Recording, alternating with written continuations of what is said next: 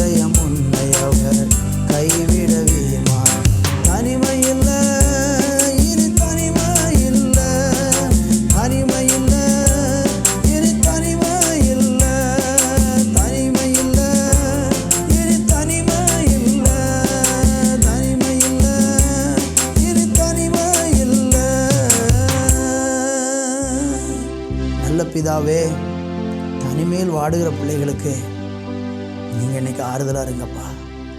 அவங்க தனிமையை மாற்றி போடுங்கப்பா. நான் தன்னந்தனியாக இருக்கிறேன், எனக்கு உதவுவதற்கு யாரும் இல்லை என்று ஏங்கி கொண்டிருக்கிறேன் உம்முடைய ஜனத்துக்கு நீங்கள் ஆறுதலை கட்டளையிடுங்க. இந்த வார்த்தையை கேட்கிறவங்க யாராலும் நான் தன்னந்தனியாக இருக்கிறேன், என்னை ஆதரிக்க யாருமே இல்லை என்று கலங்குறாங்கன்னா உங்கள் ஆறுதல் அவங்களுக்கு உண்டாகட்டுமாப்பா. நீங்கள் அப்படி செய்ய போகிறதற்காக நன்றி. இயேசுவின் நாமத்தில் ஜெபிக்கிறோம் பிதாவே, ஆமேன், ஆமேன். அன்பான தேவனுடைய பிள்ளைகளே, இந்த நாளில் நம்ம தியானிப்பதற்கு மத்தேயு எழுதின சுவிசேஷம் 24ஆம் அதிகாரம் 42, 43, 44 வசனங்களை வாசிக்கிறேன். உங்கள் ஆண்டவர் இன்ன நாளிகையிலே வருவார் என்று நீங்கள் அறியாதிருக்கிறபடியினால் விழித்திருங்கள். திருடன் இன்ன ஜாமத்தில் வருவான் என்று வீட்டெஜமானன் அறிந்திருந்தால் அவன் விழித்திருந்து தன் வீட்டை கன்னமிட ஒட்டான் என்று அறிவீர்கள். நீங்கள் நினையாத நாழிகையிலே மனுஷகுமாரன் வருவார், ஆதலால் நீங்களும் ஆயத்தமாய் இருங்கள். என்னை கேட்டுக்கொண்டிருக்கிற அருமையான கர்த்தருடைய பிள்ளைகளே, இந்த 2 வசனம் கர்த்தராகிய இயேசு கிறிஸ்துவனுடைய 2ஆம் வருகையை பற்றி சொல்லப்படுகிற வசனங்கள். அதில் முதல் சொல்லப்பட்ட வசனம் 42ல் உங்கள் ஆண்டவர் இன்ன நாழிகையில் வருவார் என்று நீங்கள் அறியாதிருக்கிறபடினால் விழித்திருங்கள் என்று சொல்லுகிறதை பார்க்கிறோம். இயேசு 2000 வருஷத்துக்கு முன்பாக இந்த பூமிக்கு வந்தார். மனுஷனுடைய பாவங்களுக்காக அவர் பூமியிலே இரத்தம் சிந்தி மரித்தார். அடக்கம் பண்ணப்பட்டு உயிரோடு எழுந்து அவருடைய பரம ராஜ்யத்திற்கு ஏறி சென்றார். அந்த இயேசு ஏறி செல்லும்போது சொன்னால், நான் போகிறது போல திரும்ப வருவேன் என்று. ஆனால் வருகிற நேரத்தையும் நாளையும் நாழிகையும் ஆண்டவர் சொல்லாதிருக்கிறதுனால வேத வசனம் சொல்லுகிறது, நீங்கள் அறியாத இன்ன நாழிகையில் வருவார் என்று நீங்கள் அறியாது இருக்கிறதுனால விழித்திருங்கள் என்று சொல்லுகிறார். 2வது 44 சொல்கிறார், நீங்கள் நினையாத நாழிகையில் மனுஷகுமாரன் வருவார், ஆதலால் ஆயத்தமாயிருங்கள். இந்த பூமியில் நம்ம ஒன்று ரொம்ப விழிப்பாக எந்த நேரத்தில் இயேசு வருவார் என்பது நமக்கு தெரியாது.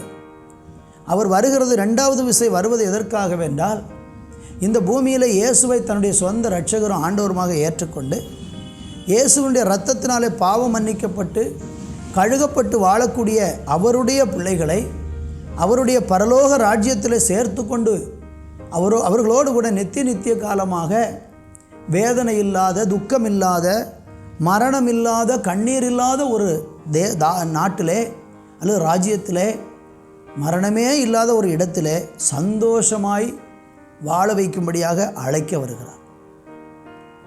ஆனால் அந்த வருகைக்கு இந்த பூமியில் எல்லாரும் ஆயத்தமான ஆண்டவர் விரும்புகிறார். நீங்கள் ரொம்ப விழிப்பாருங்க. திடீர்னு அவர் வருவார்.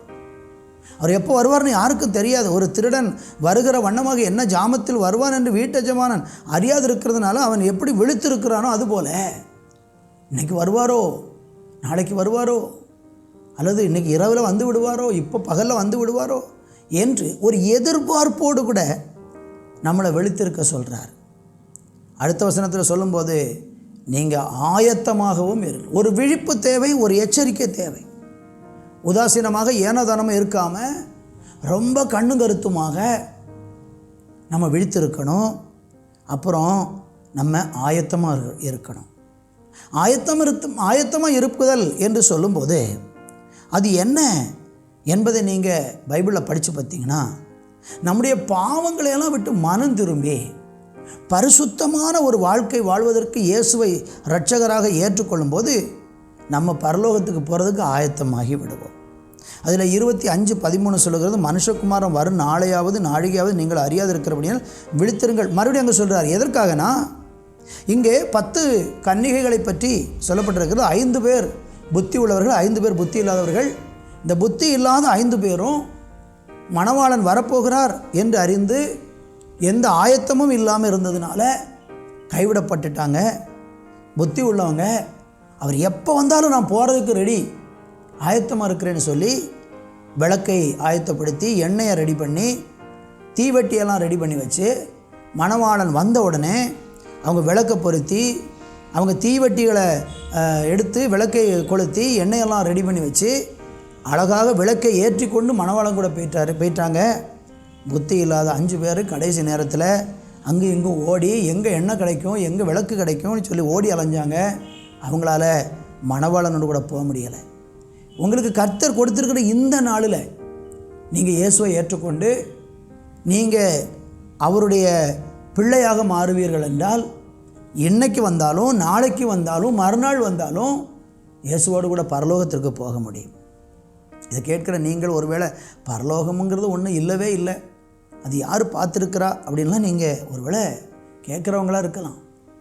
ஆண்டவருடைய வசனம் தெளிவாக சொல்லுகிறது, பரலோகத்திலிருந்து இறங்கி வந்தவர் சொல்கிறாரு பரலோகம் என்கிறது உண்டு என்று. அங்கே இருந்தவர் வந்து சொல்கிறாரு பரலோகம் உண்டு. இயேசு பரலோகத்திலேயே சதா காலங்களிலும் வீற்றிருந்தவர்.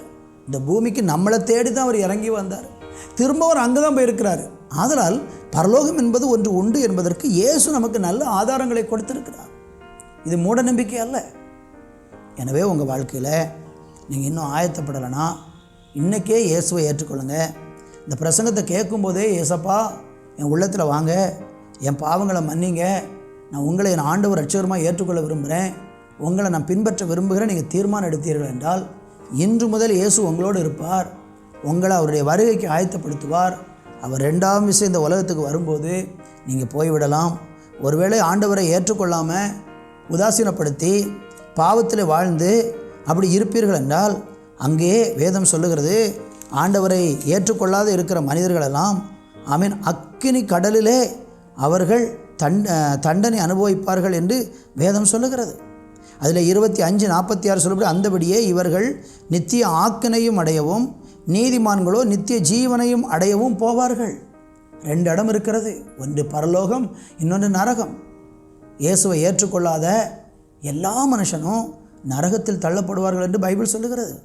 இந்த வார்த்தையை கேட்டு நீங்கள் எந்த சூழ்நிலை இருந்தாலும் இயேசுவை நம்புங்க, நித்திய ஜீவனுக்கு ஆயத்தப்படுங்க. நல்ல தகப்பனே, யாரெல்லாம் இன்றைக்கு இயேசுவை ஏற்றுக்கொண்டு நித்திய ஜீவனுக்கு ஆயத்தப்படுறாங்களோ, ஒப்பு கொடுக்குறாங்களோ, அவங்க உள்ளத்தை ஆண்டவர் திறந்து அவங்கள மன்னித்து பரிசுத்தப்படுத்தி ராஜ்யத்துக்கு தகுதிப்படுத்தும். இயேசுவின் நாமத்தில் பிதாவே, ஆமேன், ஆமேன்.